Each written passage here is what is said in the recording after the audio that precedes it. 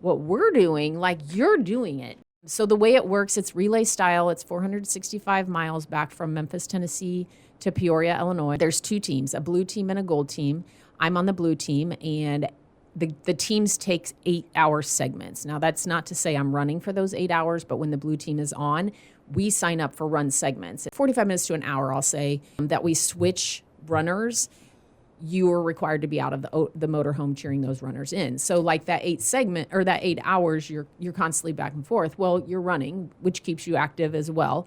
But then your 8 hours off that the gold team is on sounds pretty great, right? 8 hours of sleep, but you've got to fill up the RVs. You've got to drive, down the road where you're going to take over in 8 hours. You've got to eat. You've got to have our run meeting. So sleep is very limited, and I really like my sleep.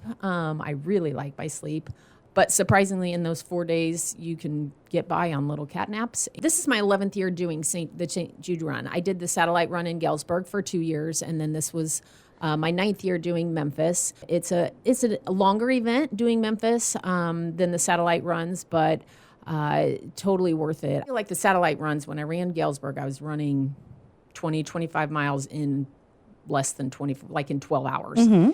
In Memphis, I'm running probably somewhere between 15 and 20 miles, but over 4 days. The things they do down there are just amazing. And one thing I said after this year is we have actual Memphis employees that join us and then run back with us. He put us as runners on pedestals. It's amazing what you're doing. And, and I'm like, what we're doing, like you're doing it day in and day out, working at the hospital, serving these patients. And it just, their appreciation of us just floors me. It's because I see it the other way. I'm like, what you guys, what you're doing is incredible.